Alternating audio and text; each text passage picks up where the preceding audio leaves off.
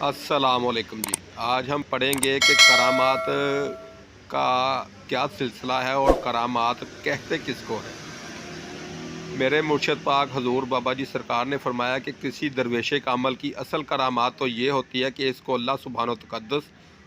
اور حضور اقدس صلی اللہ علیہ وآلہ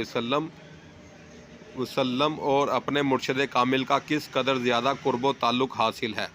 اور اس کی زندگی شریعت و طریقت اور عشق و ادب کا کس قدر کامل نمونہ ہے، اور اس کی دعاؤں اور توجہ و فیض سے لوگوں کو بھی اللہ سبحانہ و تقدس اور حضور اقدس صلی اللہ علیہ وآلہ وسلم کے ساتھ قرب اور روحانی تعلق اور ولایت کا فیض حاصل ہو۔ الحمدللہ مرشد اکمل غوث زماں خواجہ خواجگاہ حق ولی سرکار رحمۃ اللہ علیہ سے ہزاروں لوگوں نے اس روحانی اور حقیقی دولت کو حاصل کیا۔ آپ کی توجہ و فیض کا یہ عالم تھا کہ ذکر کے طالبوں کو پہلی ہی توجہ میں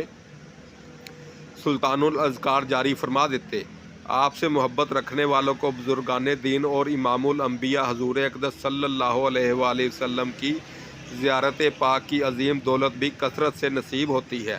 یوں آپ کے فیض اور تبلیغ سے ہزاروں لوگ گناہوں کی زندگی سے تائب ہو کر نیکی کی راہ پر چلنے کی کوشش میں زندگی گزار رہے ہیں۔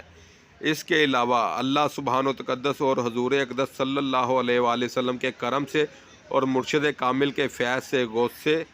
زماں خواجہ جی حق ولی سرکار رحمۃ اللہ علیہ کی کرامات و کشف کے واقعات بھی ہزاروں کی تعداد میں ہیں۔ ہر روز سینکڑوں لوگ آپ کے آستانہ عالیہ پر حاضر خدمت ہوتے اور مختلف امراض و مسائل اور تکلیفوں میں مبتلا ہزاروں لوگ آپ کی دعاؤں اور توجہ و علاج سے فیض یاب ہوئے، اور ہزاروں پریشان حال لوگ آپ کے دامن فیض سے پرسکون ہوئے۔ غوث زماں حضور خواجہ جی حق ولی سرکار کا فیض آج بھی جاری و ساری ہے، اور جو لوگ پوری محبت و عقیدت سے آپ کے مزار پاک پر حاضر خدمت ہوتے ہیں، وہ آج بھی آپ کے فیوز و برکات اور دعاؤں سے بے پناہ روحانی اور دنیاوی فیض پا رہے ہیں۔ اللہ تعالیٰ مرشد پاک کی محبت ہمارے دلوں میں مزید سے مزید موزوں کرے، آمین۔